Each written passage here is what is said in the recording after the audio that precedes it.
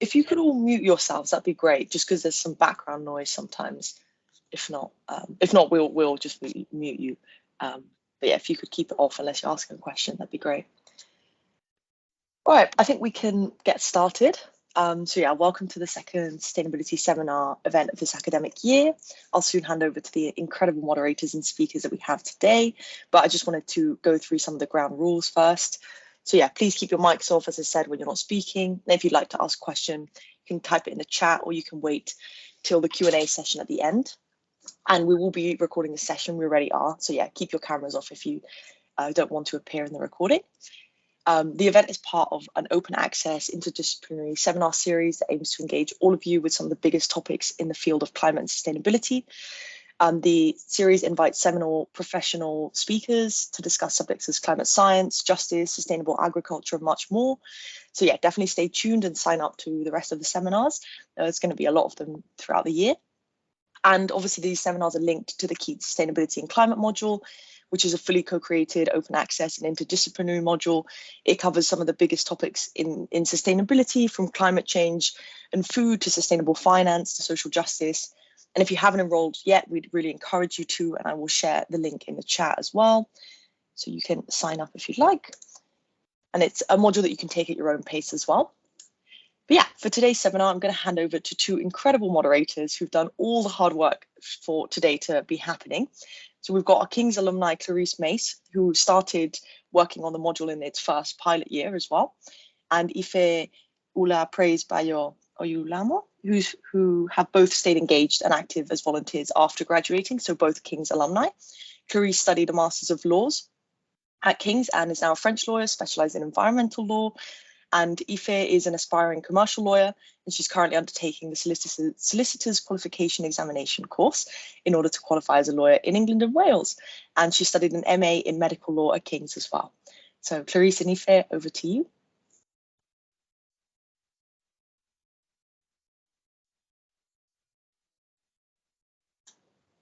And just a little thing, we'll do the Q&A at the end. So if you have any question, feel free to put them in the chat, or you can also ask them and unmute yourself at the end of the presentations. Now, Ife.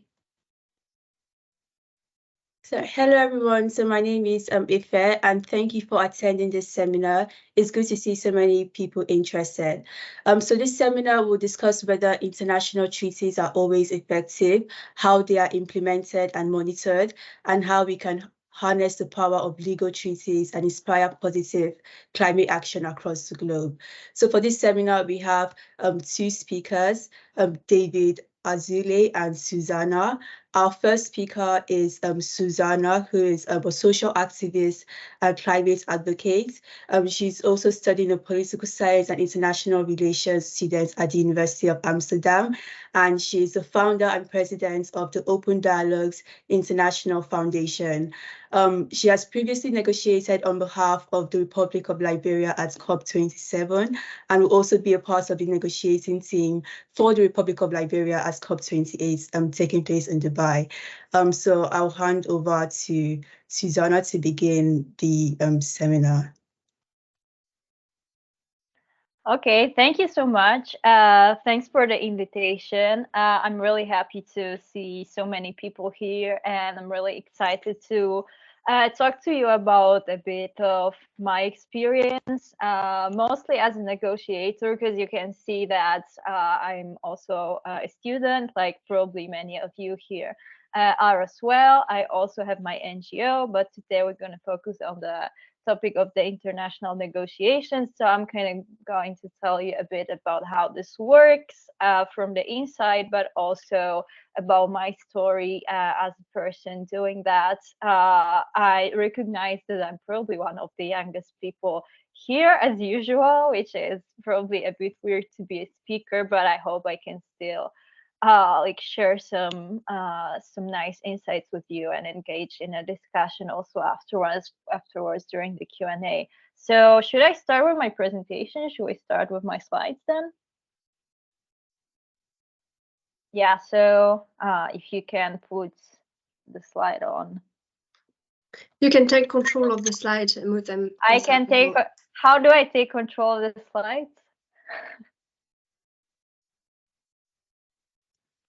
Normally have There fun should- on the far left of your screen. Or can console. or I can just ask you to maybe move the slides. I don't know if that's easier. You can just move on to the next one. This is kind of a title slide, like with our topic, and I'm just gonna jump right in. So yeah. Hi, my name is Susanna and I'm 21. I come from Poland. I live in the Netherlands and I negotiate for Liberia. So this is my intro that I use a lot when I meet people, especially at sorry, did something happen? No, I think it's someone who didn't unmute themselves. Okay, perfect. Yes, so this is how I often introduce myself when I meet people during the UN climate change negotiations, because this is, of course, my main avenue of interest, the UN Framework Convention on Climate Change. This is where I am doing the negotiations, particularly right now on just transition.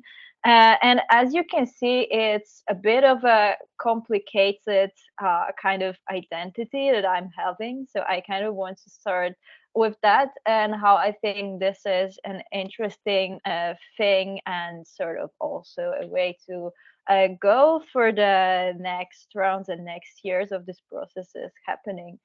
So first you can see I'm 21 and I probably look like I'm 15 years old, which is sometimes very surprising for people to see me during the negotiations. Also, I come from Poland, I live in the Netherlands, but I negotiate for Liberia.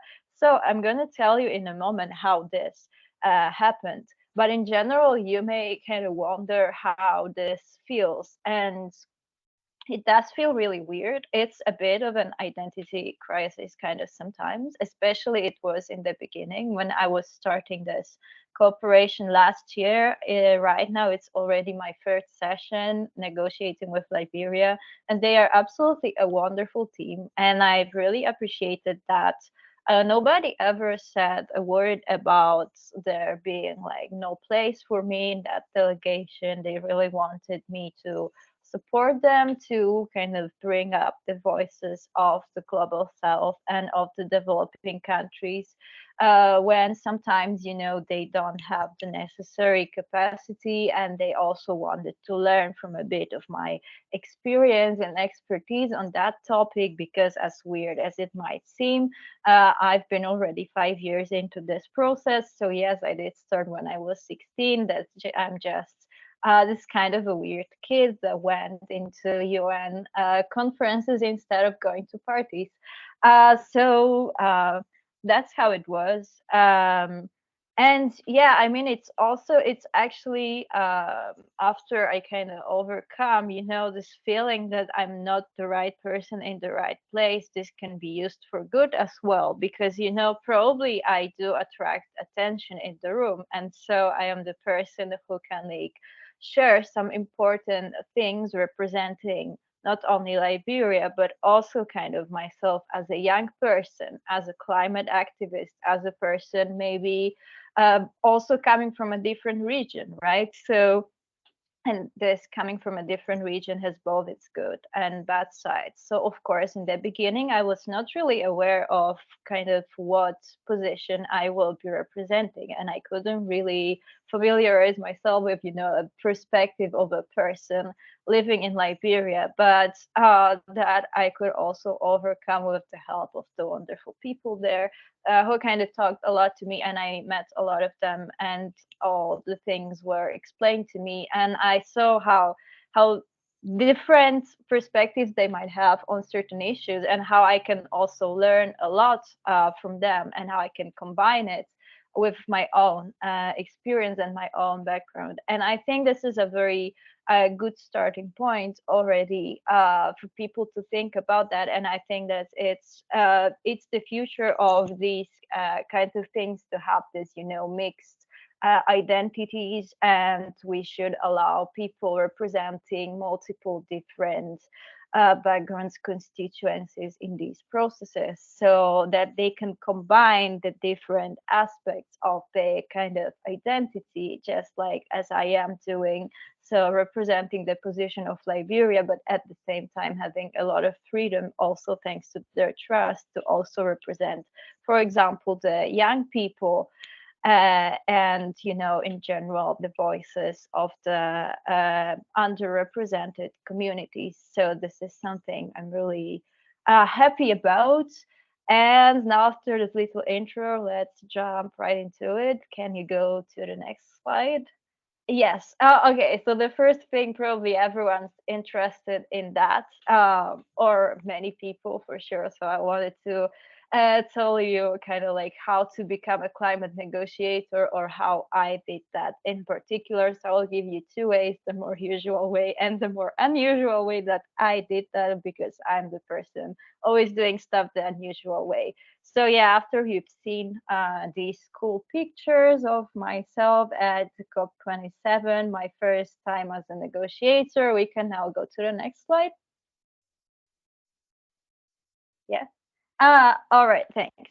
So you can see here, yeah, there are two ways of becoming a climate negotiator. First one is the usual one, where you kind of have to go into it, probably for your government or your climate ministry or something like that, which is something I didn't personally want to do, especially with my country, which is Poland, and my government, that I kind of did not really agree with their position. And as a negotiator, you're kind of supposed to represent the position. But it was really interesting for me to get into the process, because I thought I was kind of maybe good at this, and I really was interested in this kind of the whole dynamics of the international negotiations, the different perspectives coming in, and also the aspect of creating those decisions and those legal treaties. I had kind of an interest in international law and diplomacy. Also, I studied political science, so that was all coming up together. And I started with going to model United Nations and all this kind of stuff. So I wanted to really go into it, but I was looking for a bit of a different approach to that. And so you can see below, this is basically a screenshot of an email I was sending to not only Liberia, but certain other delegations as well from developing countries. This one is specifically to Liberia, the one that they responded to.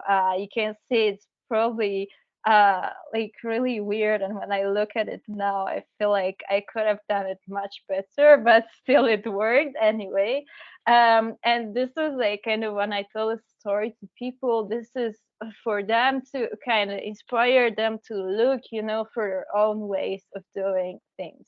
So you don't have to go to your government and talk about and like go through the whole normal way of like working for the ministry and then like being a government person. Here I kind of still have kept my identity also as a climate activist, and kind of being independent from government structures, which I really love, because this is a powerful combination, as you're going to see in a moment. So yeah, like connect and experiment, and basically it does work out. And this is how I did it. This is the story. If anyone wants to know about it in more detail, of course you'll be free to contact me, and then I think we can go to the next part, which is how the negotiations actually work. And I wanted to kind of give you an insight, from an insider a little bit, because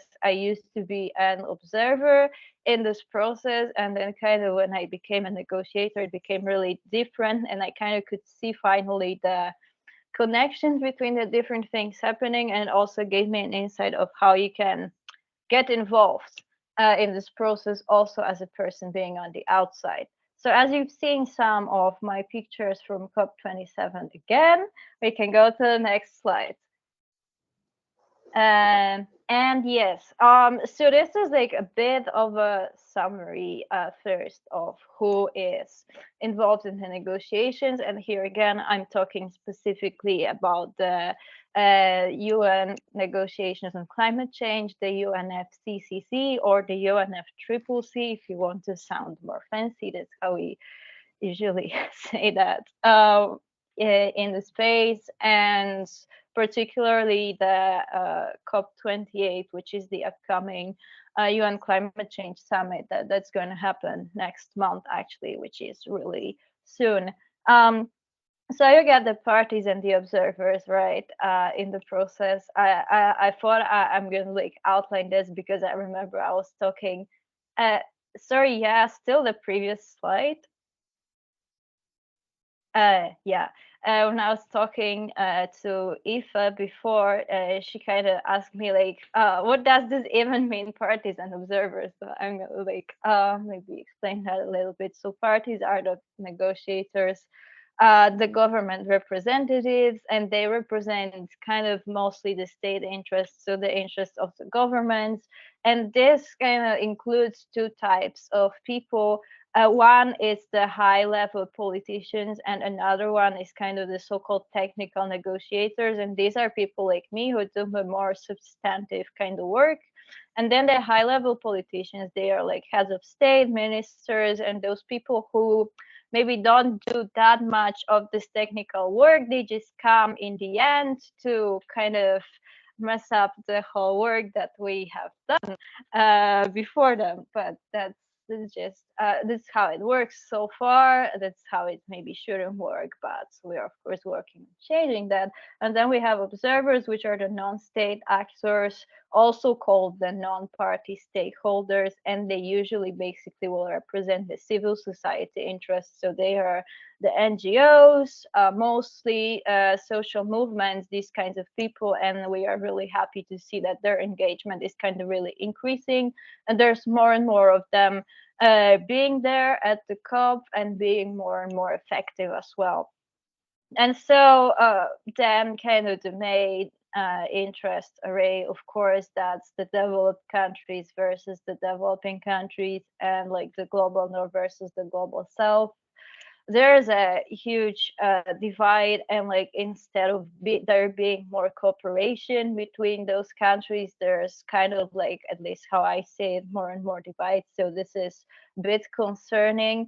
And of course, as you can see here, which I said, that was, is this really about mostly money and power relations, right? And like using law and language strategically and framing certain stuff so that it fits a particular person's interests.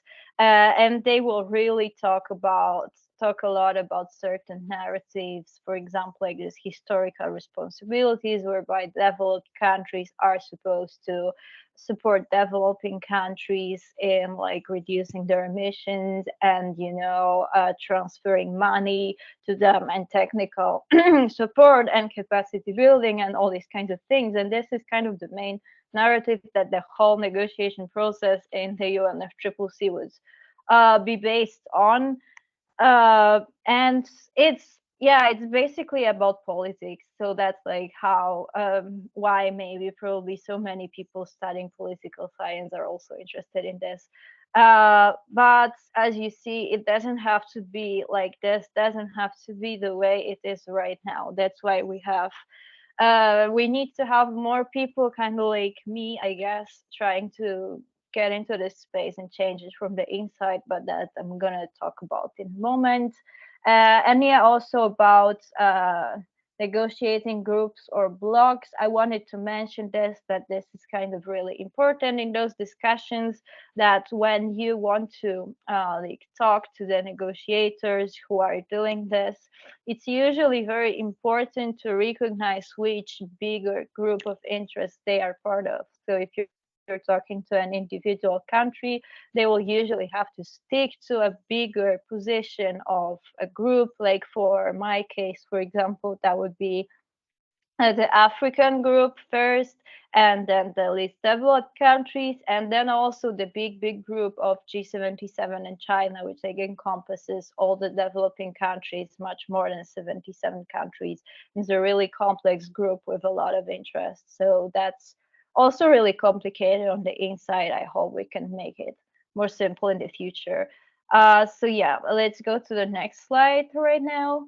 And yeah, so a bit of an example. This is the agenda item that I'm working on myself, which is the Just Transition and Just Transition work program. And that's actually been a kind of an important topic recently. If you can see that a lot of people are talking about Just Transition, and how we define it, how do we do it, how do we implement it, and so like yeah, here are just basically a few main questions that are currently like being dealt with in the negotiations. So just wanted to like show you how this kind of works out.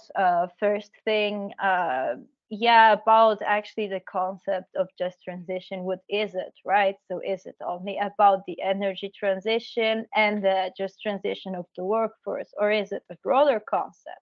And here we would have again the developed countries saying this is only about the energy transition and the workforce, and the developing countries saying it is broader. And this is again connected to their underlying interests, where the developed countries would be like maybe downplaying this a little bit so they don't have to pay more money to the developing countries. And this is like underlying all of these questions, which is like a bit sad, but that's how it is so far.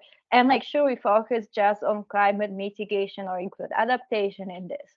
And yeah, the question of system transformation, this is something really difficult when you have the governments negotiating, but this is something that non-governmental actors have a huge interest in trying to promote, especially, I mean, the NGOs, because the private sector maybe not necessarily, right?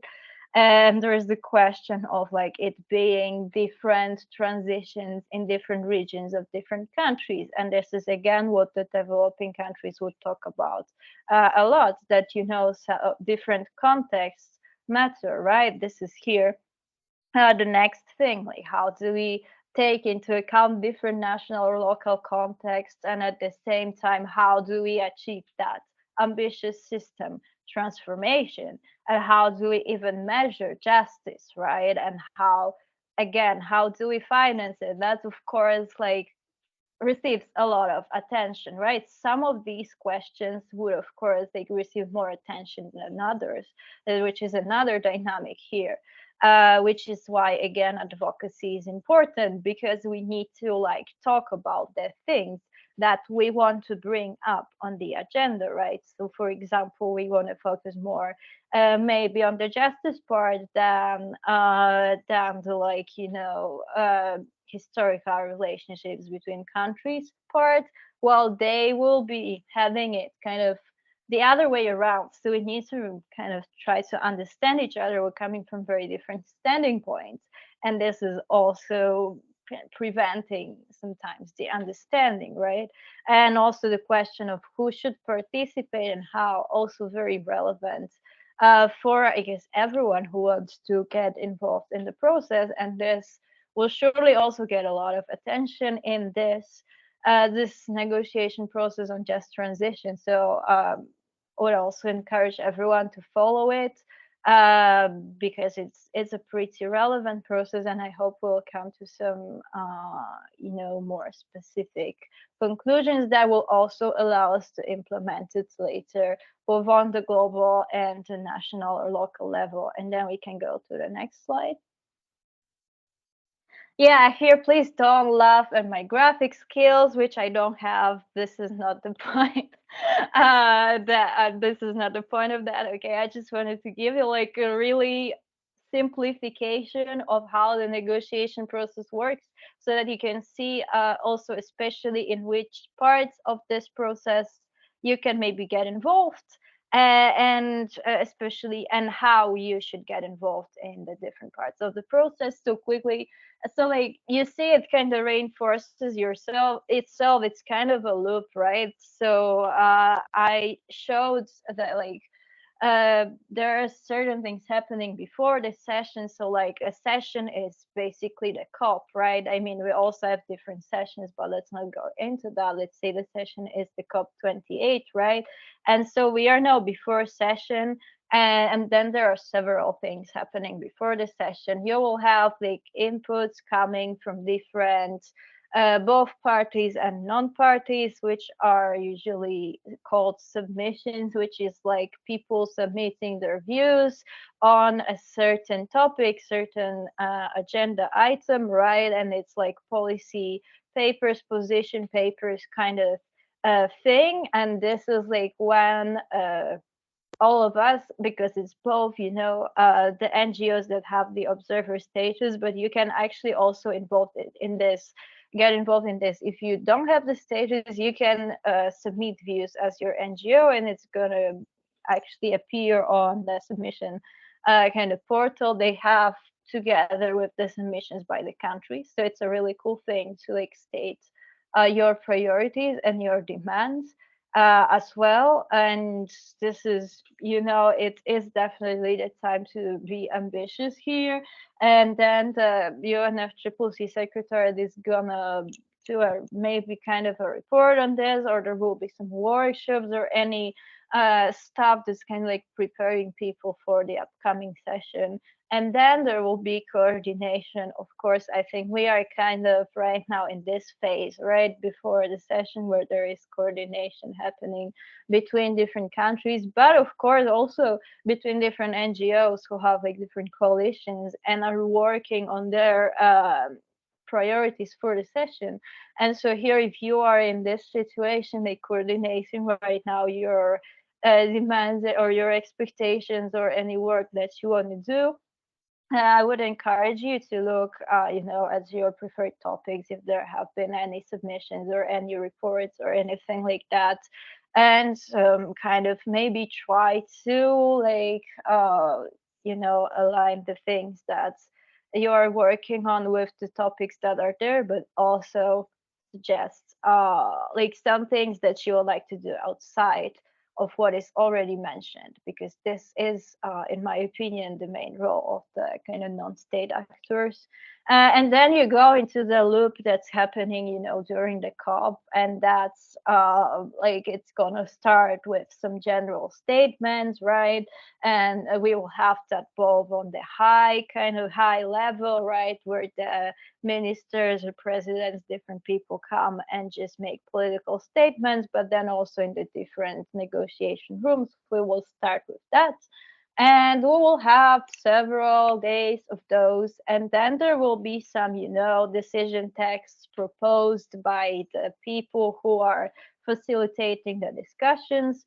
And after that, there will be another part of coordination between the different groups of negotiators, right? So based on what we have received, we will work with each other, also individually, kind of happens at the same time, on what changes we can make to the decision that we have right now. And this is actually the best place and the best time for anyone trying to influence it kind of from the outside to come in with their specific proposals and being like, okay, that's how I would do it. That's maybe what you can change here or there, you know, because then people can take it into account before we go to the next kind of round of general statements. And there is, of course, also a lot of informal meetings going on, and there's more coordination, and there's also going to be submissions before the next round of general statements. This is kind of the part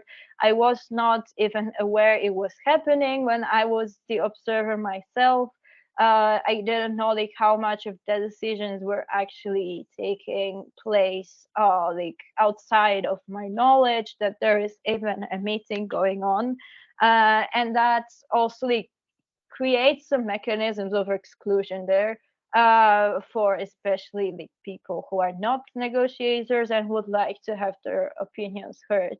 So this is why you need to be aware of this, and this is the time where you can, go and talk to people actually, and look for people who can support you and get you inside this process and give you some insights into it, like I'm trying to do, for example, with the young people that are working with me or different civil society organizations. So then we can go to the next slide. I don't know how much more time do I have, so if you can tell me, but I think we are gonna be soon finishing this. How much Yeah, more you're gonna have time? a few minutes. Okay. Okay, yeah. So it's kind of finished this off with, again, some parts that I have already been mentioning. The differences in kind of access to this process and to the decision making. Like, yeah, as I said, it's usually not that accessible to civil society people, and also especially to the representatives of, global south and poorer countries who usually cannot come to the sessions.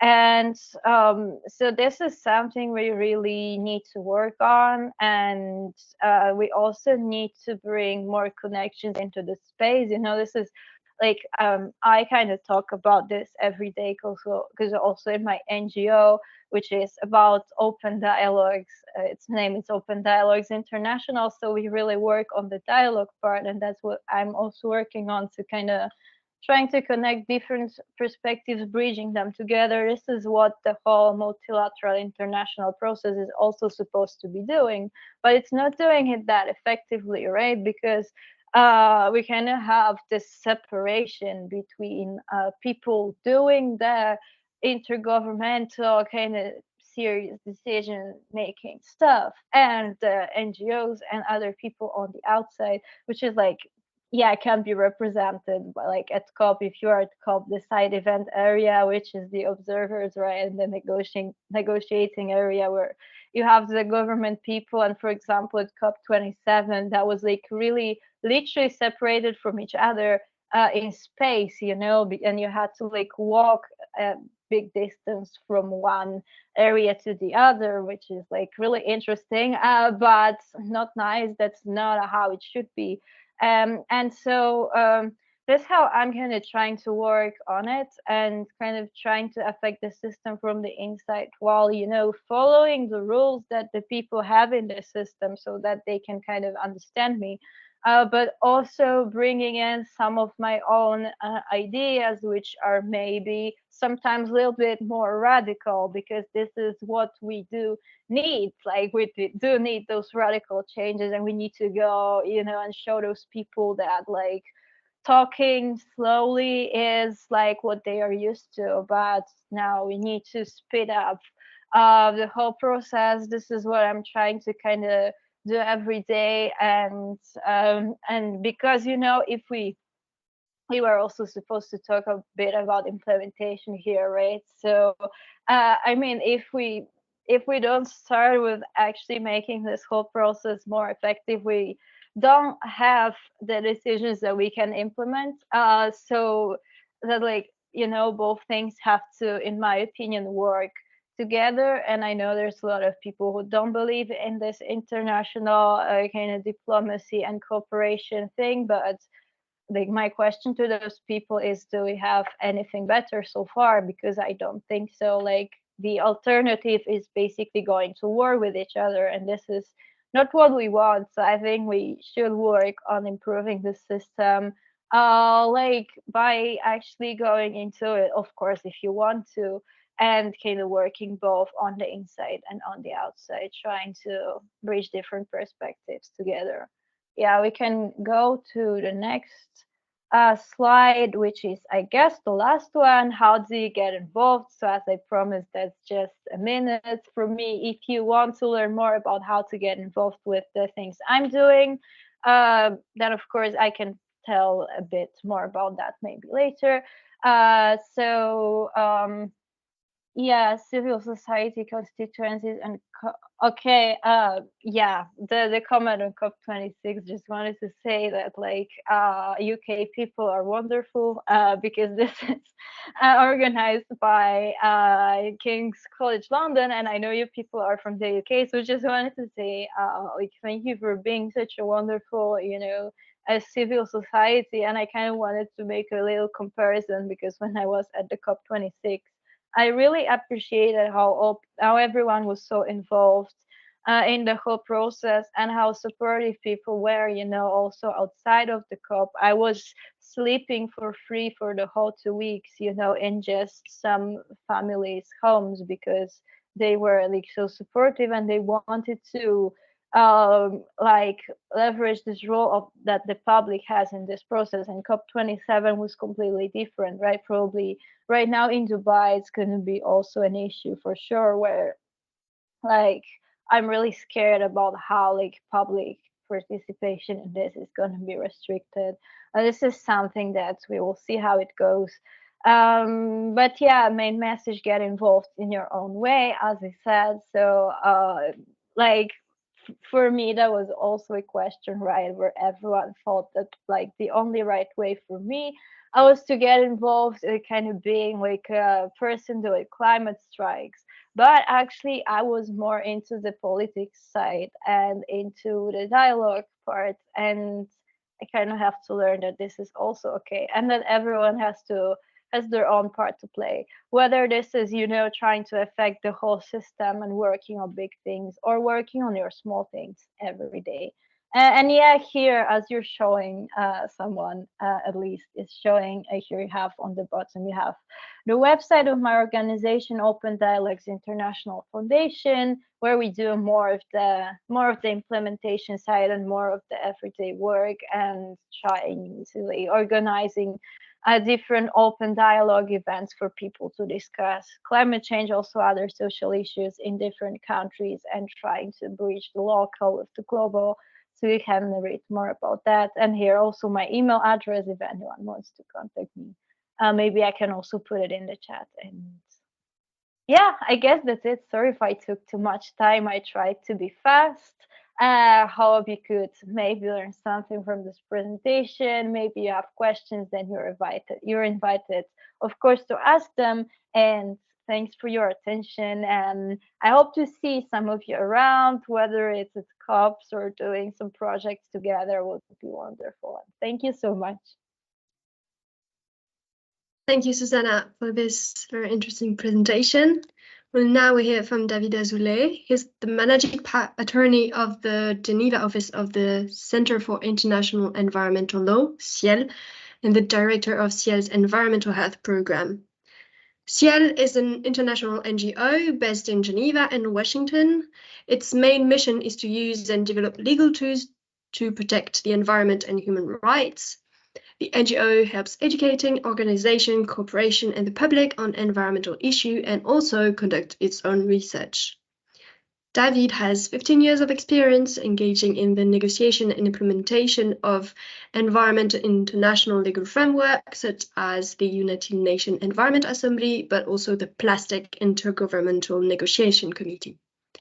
David also leads CIEL's nanotechnology project, advocating for a precautionary approach to the development of nanotechnology in the EU and at a global level, and supervises CIEL's work at the EU level to ensure that the health impacts of plastic throughout its life cycle are adequately considered in EU policy. Now, David.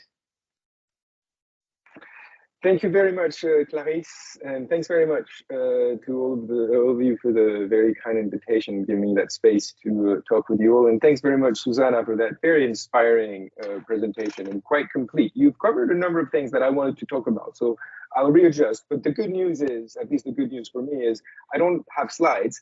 And so that should makes it easier for me to adjust a little where I'm going. And you should all be thankful that I don't have slides because my design skills are even way worse than the Susanna's arrows. So really, I think that's a good news for everyone. I'll try to be brief. The few things that I wanted to talk to you about, as Clarisse mentioned in the introduction, I'm a lawyer by training and by qualification. My own career has been going originally back and forth between NGOs at the EU and international level and law firms. I've worked as an attorney for about 5 years in the Paris office of an international firm. And then I have moved to looking at upstream of environmental law. I'm a specialist of international law and environmental law. And I moved upstream because I thought this is what was really interesting. Environmental law is now very much in the making. And so this is what I was interested in. Serendipity issues, I'm not going to get into the whole story of how I got to where I am now, but it involves some tough choices, pure serendipity, a bit of luck, and being guided also by values and sticking to thinking that it is worth always looking for what it is that you actually want to do and trying to have an impact on the rest of the world. And so for now, for about 15 years, I've been with the Center for International Environmental Law, CIEL. It's an NGO, as the name indicates. We specialize in international environmental law in a lot of different spaces. We have several programs looking at climate and energy issues, the fossil economy. My program looks at environmental health issues. And we also have a program that looks at that works on supporting communities impacted by development project financed by international finance institution.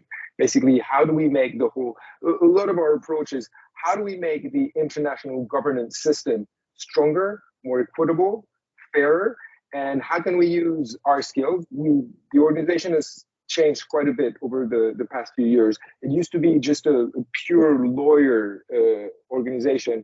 We now have many more campaigners and people working at articulating basically the activities on the ground and the activities in those international forums where we try to have a lot of influence.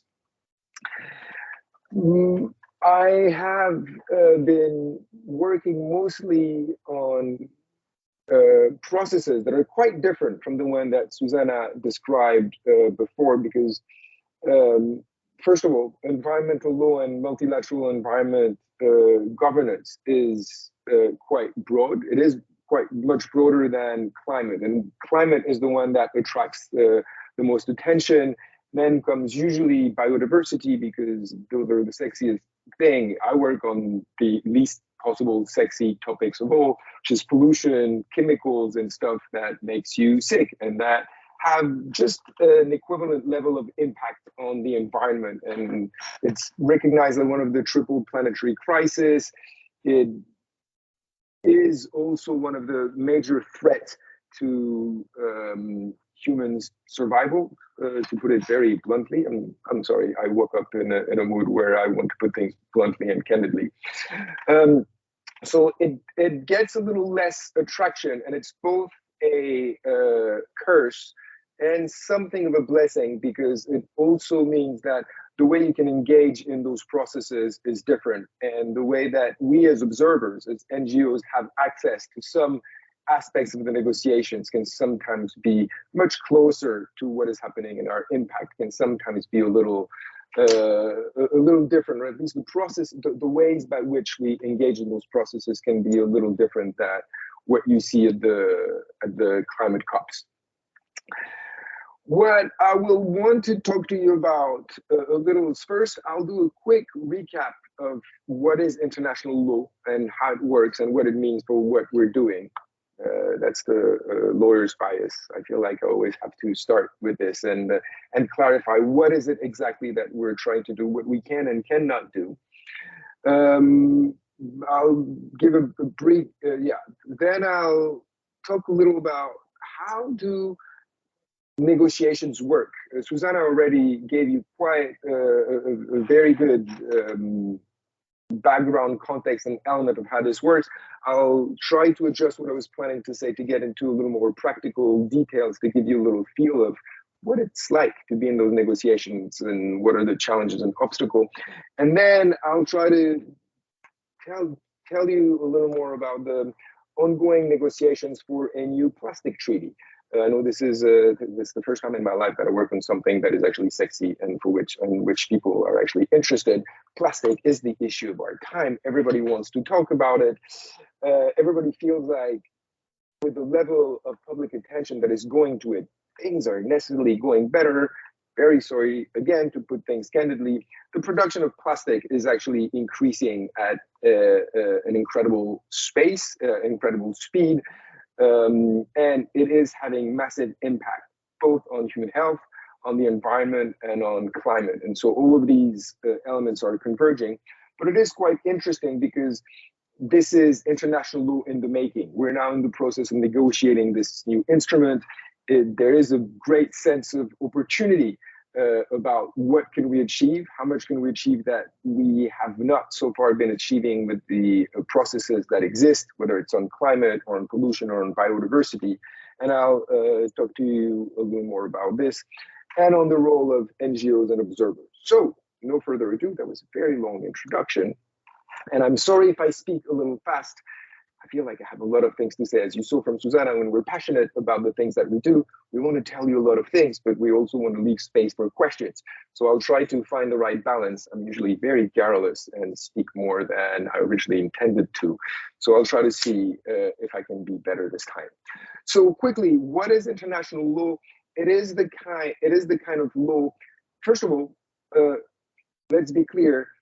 International law, international environmental law, has only state government as subject. International law, international environmental law doesn't carry direct obligations for individual, corporation, or others. The subject of law are the government, the state themselves. And this is the kind of process by which government and state agree to a certain number of rules that they will abide to. Now, governments are usually extremely reluctant to bind themselves and to put in place rules because they see this as an infringement of their sovereignty, which is the most precious thing that a state has. And so this is why things can sometimes be slow or appear to be drawn or driven toward the lowest common denominator. But really, this is also something that is very powerful because the governments then have international legal obligation. And even though there is no police that will go behind the government to say you didn't do this or you didn't do that, there are courts that have some impacts. There are international courts, and there is a form of honor system that makes it, that is what most of the today's world order is based on. And so it's very complicated for a government to subscribe to an international obligation, an international treaty, and then not implement or not abide by it. Of course, it's slow, so there are many ways to interpret it and to try to go around it, but still it has a certain kind of power. So the principles in international law, generally speaking, again, governments are the subject, so governments are the main actors, they are the negotiators. The rule is usually that conversation or decision try to be made by consensus. There are certain instances where votes are being taken. I could speak for a whole day about rules of procedure and votes and how they're used as strategy to derail negotiation, but you probably don't want me to talk to you about this. But believe me, it is quite an interesting and valuable process to look into. But when votes are being taken, each government has an equal vote. And theoretically speaking, all governments in those negotiations are equal in that all of their position needs to be adequately reflected and they all carry the same weight. Now, of course, when you go to a negotiation, and as a developed country, you can send a delegation of 25 people that includes lawyers, engineers, experts in every field that touch the conversation. you're a little more equal than a country that can only send, because of resources, 1 or 2 person. And when those 1 or 2 people in the delegation follow not only that negotiation or the implementation of that treaty, but also a number of other treaty and international instruments. So of course, there's the principle, but there is always, and this is what Susanna was referring about before, about the politics and about the various the various power dynamics that exist. Among the other actors that are important, so governments are negotiators, but there are a number of other actors that are worth noting.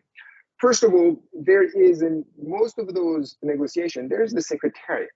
The secretariats are basically the civil servant that are usually under the auspices, or that work under the auspices of UNEP, the United Nations Environment Program, or they are just tasked with facilitating the negotiation and facilitating the implementation of the various instruments.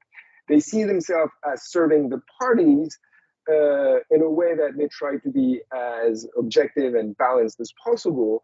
They're also human beings, and they're also are in need of funding and in need of operation.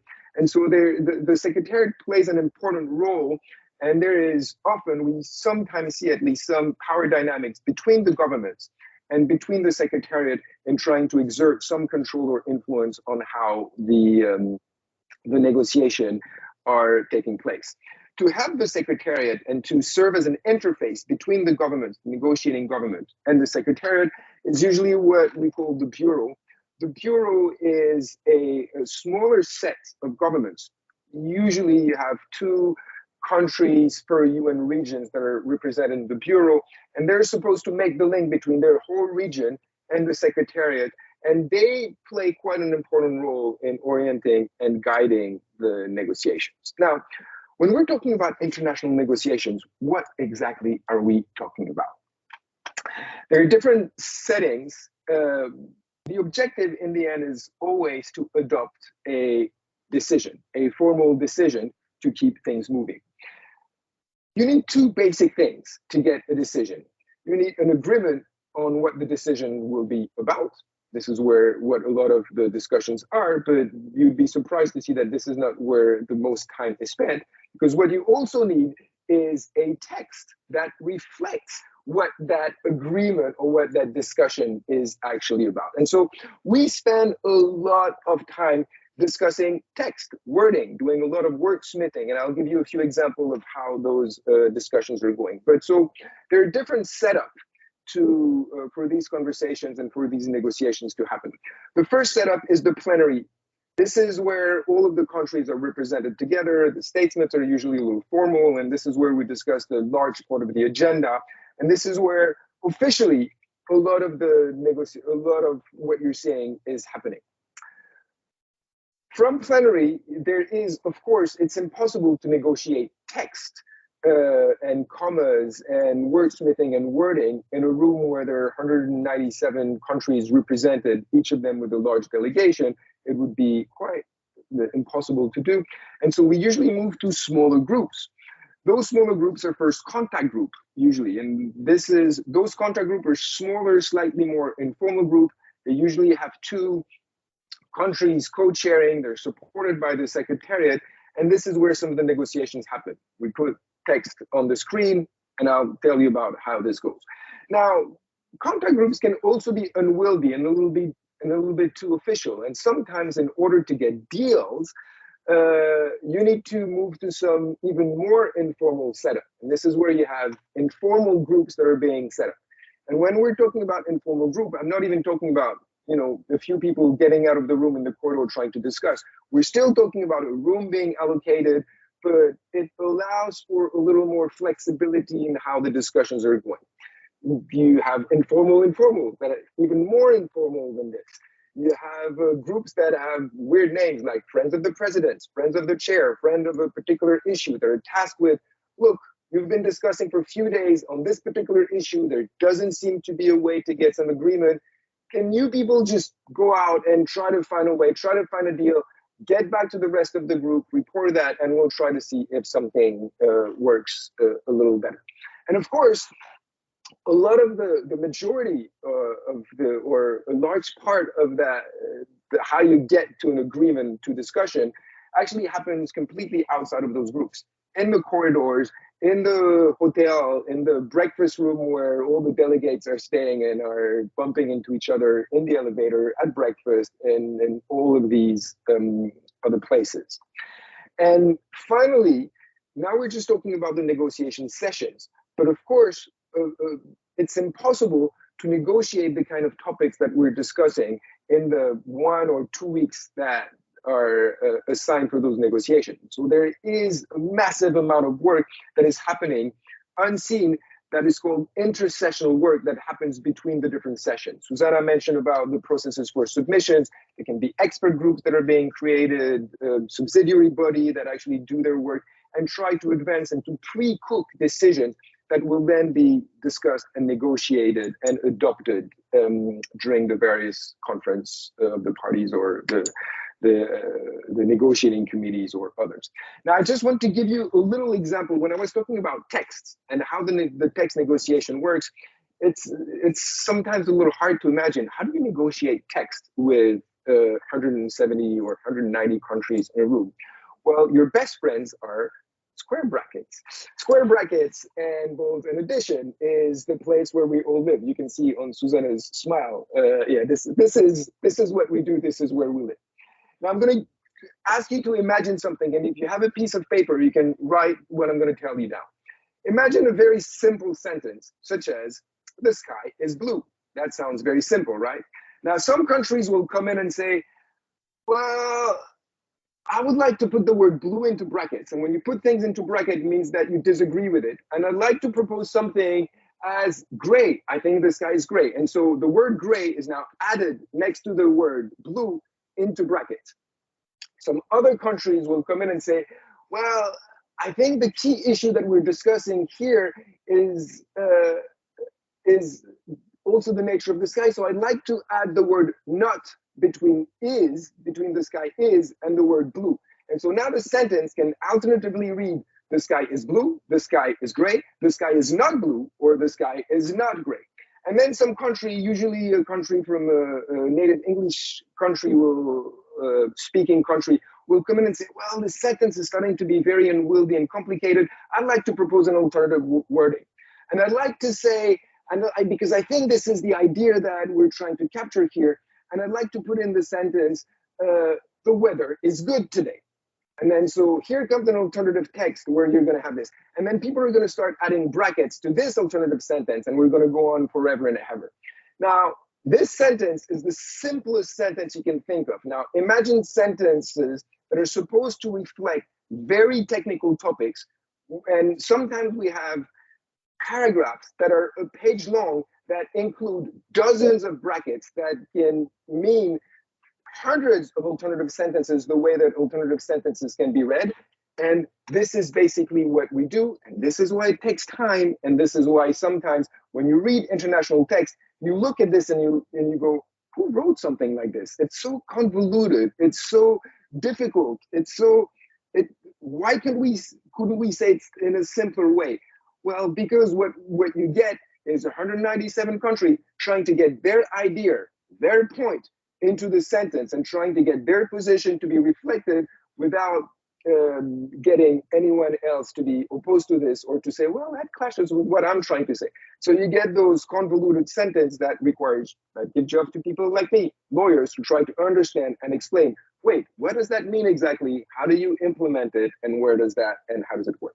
So that was a little intro into our square culture bracket. And don't even get me into commas, semicolons, etc., because you can change a whole sentence by adding a comma here or taking a comma out of something. And well, it's kind of a weird sense of fun, but believe me, we love doing this. And the way this usually happens is you lock people into a room until 5 a.m, and those conversation happens, and usually it's winning by exhaustion, basically, because when you have been going around in circle, discussion, etc. And again, in those kinds of negotiations, if you have a team of 20 people that can relay each other and that can afford everybody some sleep, you get a clear advantage over a delegation of 1 or 2 people who don't necessarily have the capacity to follow all of the discussions that are happening at the same time, and that are happening until the wee hours in the morning, or sometimes just until the afternoon of the next day. So that's how the negotiation happens in reality. Now I'm going to give you a little example. Oh yeah, and what we mean is trying to say, and I'm trying to look at the chat at the same time, the objective is always to get to clean text. So you clean out the brackets, and sometimes you take sentences one by one, and you take one bracket out. Oh, but if this bracket falls, maybe we can take this part of the sentence out. And the idea is that you progressively clean the text. Now, the little twist on this, and you would assume that once you've cleaned a portion of the text, that text is clean, nobody wants to touch it again. But of course, the little twist is that the underlying rule in international law is, and that sentence is going to make Susanna smile again because I'm sure she's heard it about 200 times, nothing is agreed until everything is agreed. See, I got it. I knew I was going to get her. So, which means that until you get a full text that is clean, every country can come back up and reopen another issue at another point in another paragraph in another article, and that makes us go into circle around and around again. So that was a little opening window into what happens in those rooms exactly. Remember, in most of those spaces, the only people who can put text on the screen, add brackets, take brackets out, etc., are governments. So the role that we do as NGOs, as expert and other, is work with the government and try to share ideas, try to push them and say, and sometimes if you have established yourself as a credible expert in some places, governments come to you and ask you, wait, what should I say? What do you think of this formulation? What should we say this? This is what I'm trying to get. Can you give us language that we'd like to propose, etc.? And this is how we do a lot of our work. But I'll try to get into a little more about the role of NGOs in those negotiations.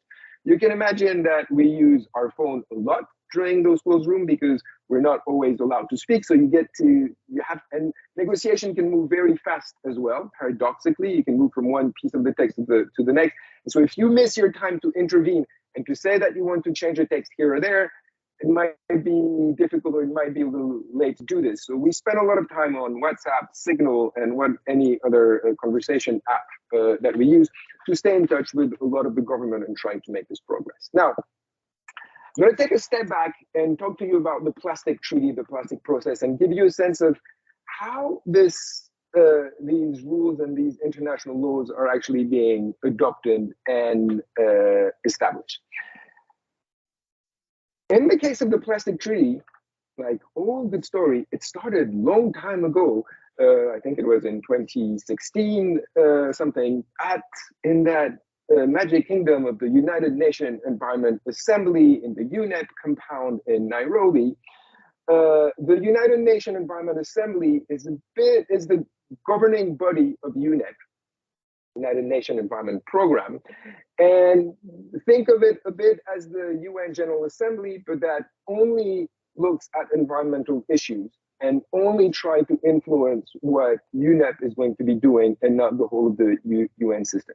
So you have all the negotiation going on, and in parallel to this, you have side events. So those are conversations that are organized by a number of countries or other stakeholders. And you usually identify a topic, you bring a panel together, and you have a conversation where you have sometimes death by PowerPoint by people just throwing slides at you, and sometimes some of them are quite interested. And so on the topic of plastic, it started before with a report on the impact, the sources and impact of marine plastic litter and microplastic. Now, again, keep the words in mind. What we're talking about were marine plastic litter, so the big pieces of plastic trash that ends up in the ocean, and marine litter. From there, the conversation grew a little and people started saying, well, this is a big issue, but we're not going to solve the issue. First of all, the plastic crisis is much broader than just a question of waste. It's much broader than a question of ocean. Science was already quite well established around the fact that you have just as much plastic in the ocean as you find in the soil, in the air, and other places. So maybe we shouldn't be just focusing on plastic in the ocean. And maybe the idea of looking at plastic litter and plastic waste, it got a lot of traction because everybody saw straws being pulled out of turtles' noses, but maybe the issue of plastic is a little broader and is a little bigger than this. So from there, one of the countries who organized this tried to put forward a resolution at the next UNEA, and those meetings happen every 18 months, another resolution calling for a report to assess what is the reality of plastic pollution exactly. What are we talking about when we're talking about plastic pollution? And back then, people were still saying, well, there's no really health impacts, and really plastic is really of a waste issue. Once we deal with the waste, things are kind of okay. That's the only problem. At the same time, organizations like ours were pulling out research that were showing a number of things. First of all, that there were health impact, serious health impact occurring at every stage of the life cycle of plastic, from the extraction of the fossil fuel that are used to do plastic, to the transportation, to its transformation into plastic, its transformation to plastic product, to the disposal, and once it gets into the environment. So maybe our approach should be a little larger than this. Similarly, there were very serious climate impact of plastic production, because plastic is basically fossil fuel in a solid form, in another form, and requires a lot of energy to manufacture.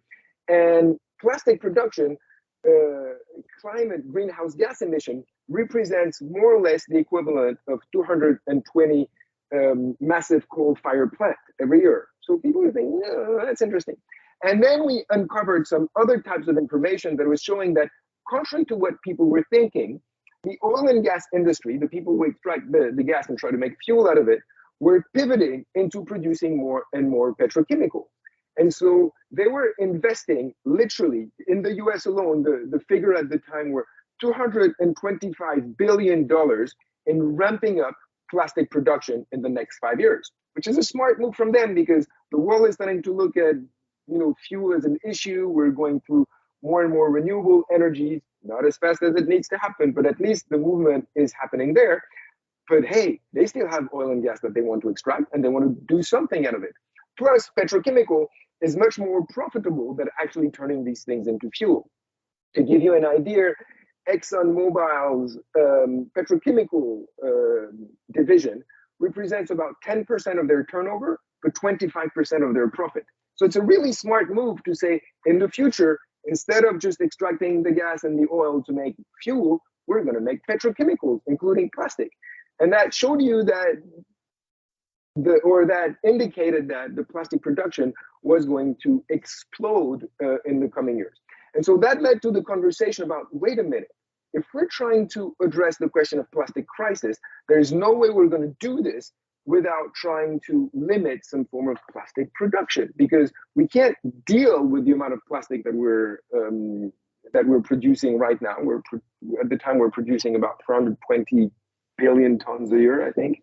I always get mixed up. That's just a lot of plastic, a lot of zeros, and a lot of plastic. It's just enormous amount, out of which about 7% is recycled. And don't get me started into the recycling. It doesn't exist. It's mostly downcycling. But I don't have time for this now. About 15 to 12 to 19% is being burned with massive toxic and climate impact. The rest of it just ends in the environment. And you're telling me you want to produce 40% more of that stuff in the next coming years? Well, we have an issue. So going back to our UNEA thing, we moved from UNEA to where we're looking at the sources and impacts of plastic pollution, and said, here it was hard to ignore that this was an actual issue and that it was a problem.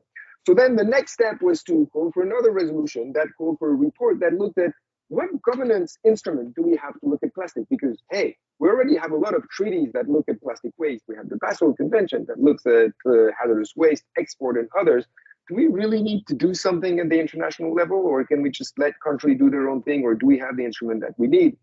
That report came out at the next UNEA, and that identified, well, in fact, we do have a governance mechanism at the international level, but it's still pretty weak, and it has major gaps and major holes. So maybe we need to negotiate a new treaty. This is when the oil producing countries suddenly woke up and said, whoa, what are you talking about? We want to negotiate new rules and limit our capacity to produce more plastic. No, I think we need more data. I think we need more science. I think we need more information, because really this is a costly process. It's complicated. Do we really want to do this? And so in the first intersessional period, we created a number, or the UN operated a number of expert groups that were tasked with identifying, getting into more detail, producing more knowledge and information. And after 2 years of this, we all got to UNIA 4, that was in 2019, I think, ready to say, okay, it's pretty hard to avoid. Now we're going to need a new treaty. The Norwegian put a resolution on the table that was calling for the development of a mandate to negotiate a new treaty. By that time, one of the major countries in the world that is conveniently located between Canada and Mexico had a different administration that it has today, and was very much deliberate about not letting that happen. So they came in with a very strong obstruction strategy in the negotiation, and they blocked every progress on this. What we got in the end was not a mandate to negotiate a new plastic treaty, but okay, you think we need more data and more information, let's continue to do the intersessional work, more expert group, which gave us in the civil society movement a chance to ramp up mobilization, awareness raising, etc., so that finally in 2022, that decision would become inevitable.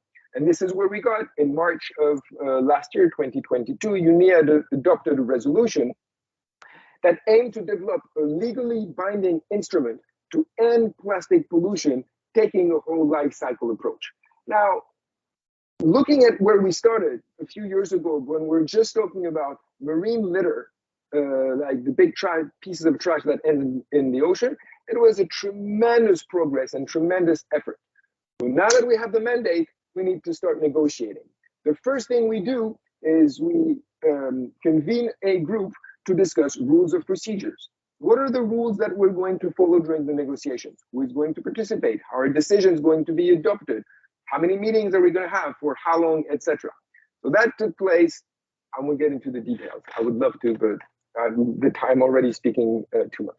Then we had several negotiation meetings. The first intergovernmental negotiation committee that took place in November last year in Montevideo, Uruguay.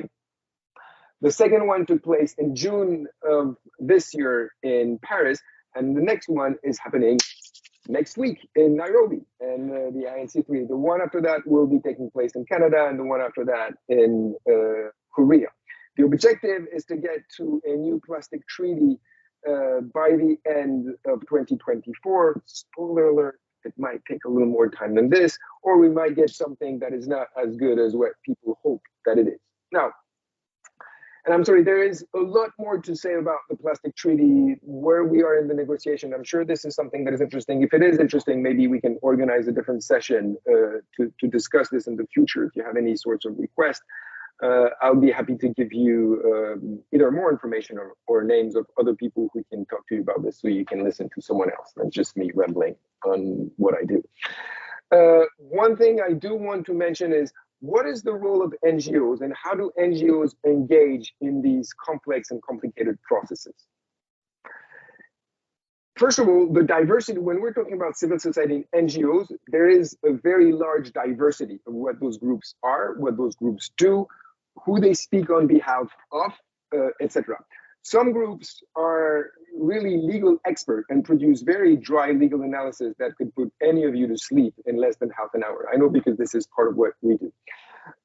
Some of those groups also do narrative change, capacity building, awareness raising to create the momentum that will force the government to adopt decisions that really they have to be pushed for taking, and they have to be pushed to adopt.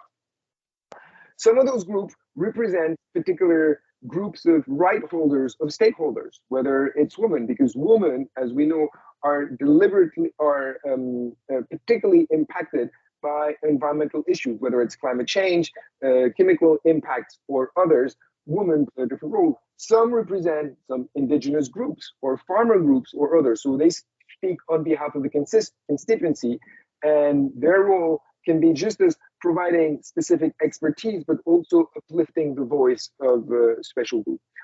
Overall, what we do as the civil society community, very often we also represent the conscience of that negotiation. We're here to remind all those governments what we're here for. What we're here for is actually saving lives or preventing lives from being damaged or keeping the planet habitable for some time.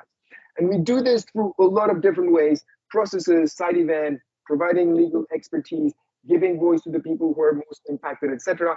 But that is a lot of our role. This then translating this into the text, the whole bracket thing that I was talking to you about before.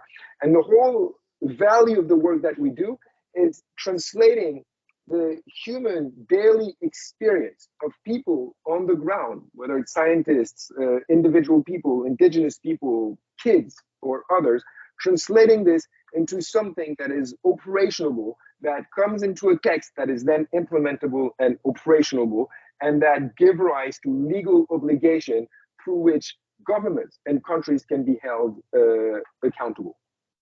And I'll leave it at that. And hopefully we still have a few minutes for questions. Sorry that I went on a little. Yeah, no worries. It was very interesting. Thank you so much for your presentation. If you have any question, do write them in the chat. I'll start because the first one is always a bit tricky. Can you both give us one or two ideas of how us, like or participant, we can support NGOs work? For example, at the Plastic Treaty or COP, is it relaying and posting stuff on social media, or do you have specific campaigns, or how can we get involved in that? There are many ways to engage and to play a role. Yes, posting things on social media, I would say, is the first thing that you can do. Speak to people around you. The most important thing that you can do is organize. Get organized with other people. You're one person. Even my organization, we are not a small organization. We grew a lot, and there's now more than 50 of us trying to do this. It's still extremely small, in the face of what we're trying to do. There is power in number. There is power in organization. So getting organized, join local organization, get informed about this. And then on the plastic treaty in particular, I'm sure you have skills, you have experience. I don't know who asked that question, but I'm sure you have skills and you have a special thing. See what you can add, both at the local level and into the groups and organizations that you're making yourself part of. But really, the key things that you do is don't stay on your own, don't be in your corner, organize, join other people, and see how all of your different skills can come and expertise can come and have influence on those processes. If I can also respond to this, yeah.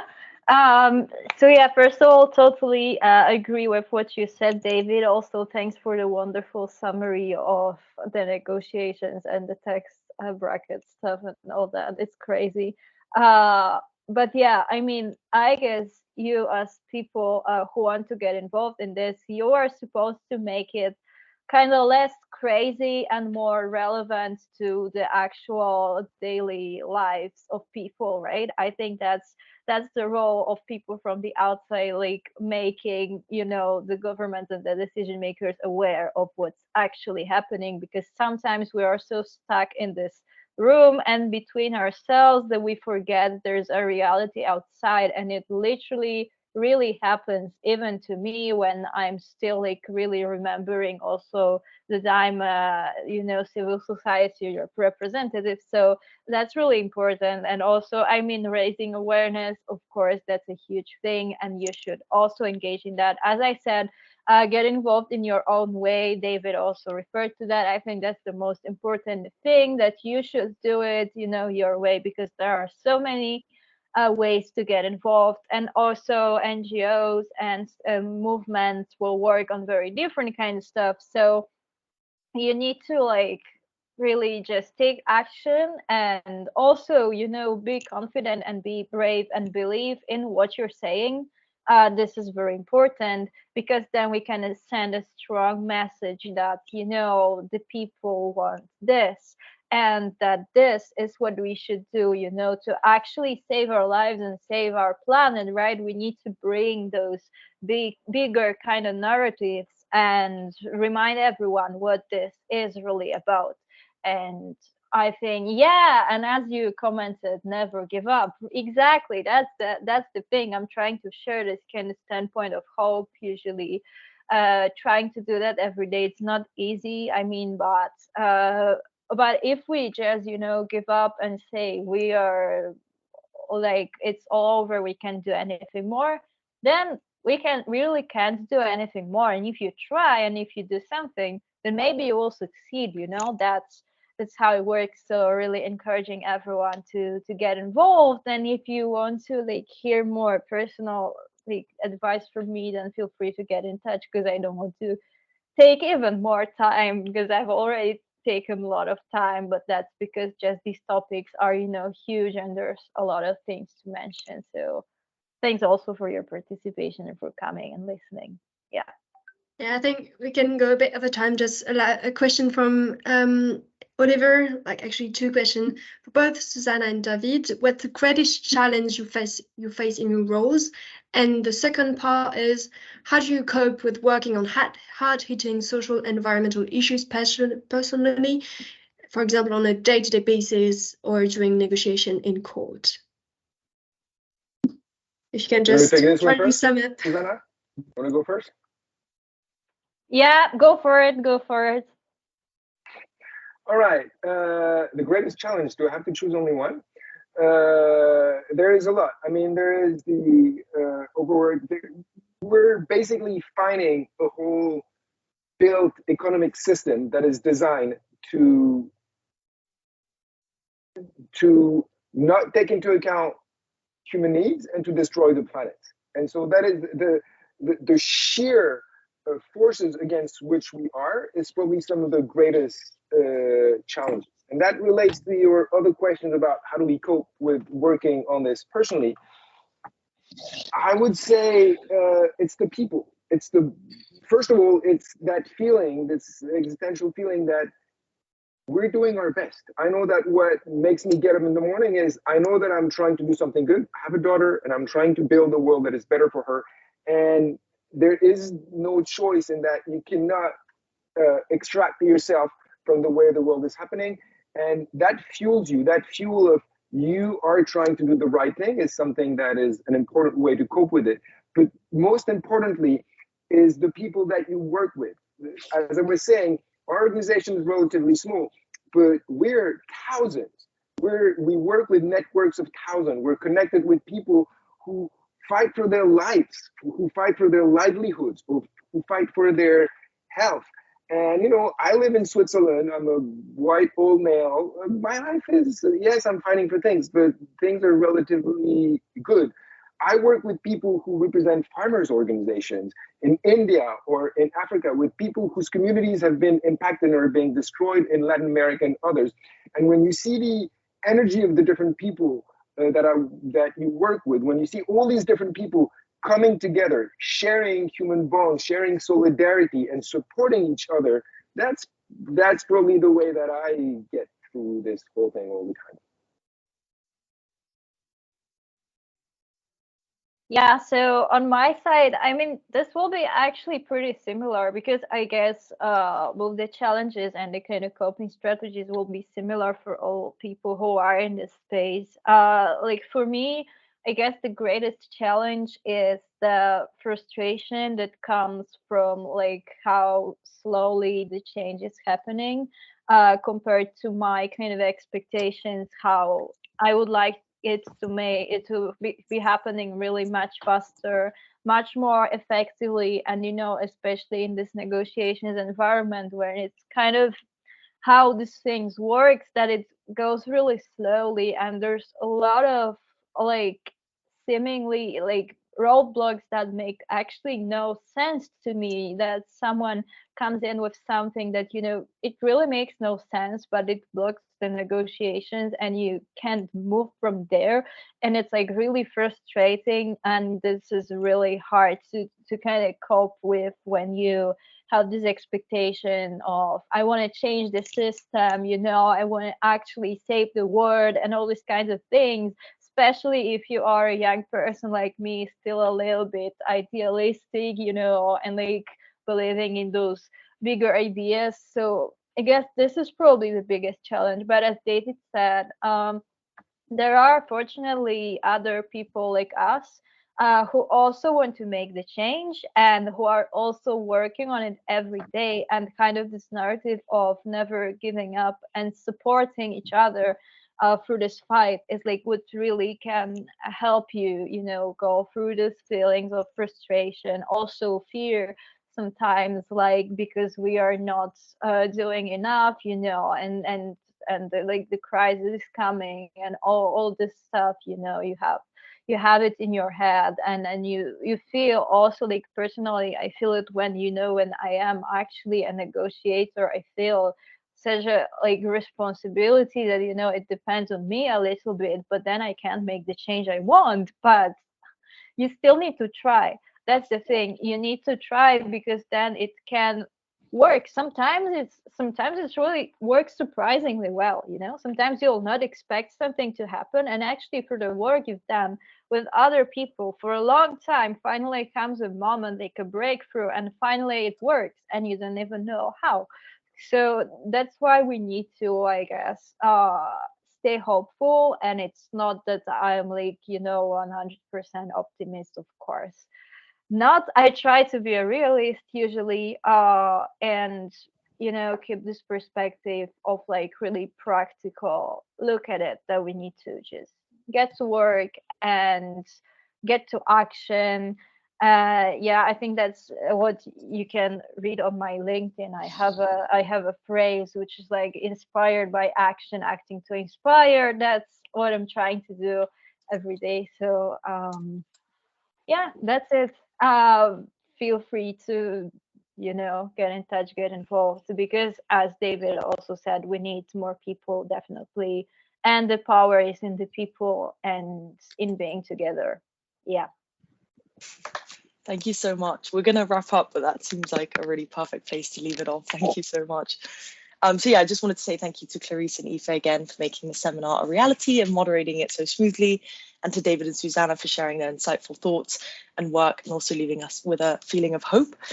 And we just have a couple of opportunities for you to get involved as we wrap up. So obviously, as I mentioned before, make sure you're registered for the Sustainability Seminar Series so you just receive all the future invites. The next session will take place in December, and it focuses on marketing and greenwashing. And also don't forget to enroll on the Keep Sustainability and Climate module. We'll send the links in the chat after this. And you can gain awards for completion and also certificates. And also subscribe to our newsletter. It's the best way to kind of stay involved and hear about everything we're doing. And also following us on social media. We do lots of fun things on social media as well, like quizzes. And you can also join the Climate Action Network, and that helps to co-create the university's climate action journey. So you actually will be helping us inform what we do moving forward, and also being able to volunteer on different projects we have around energy, schools engagement, education, supply chains.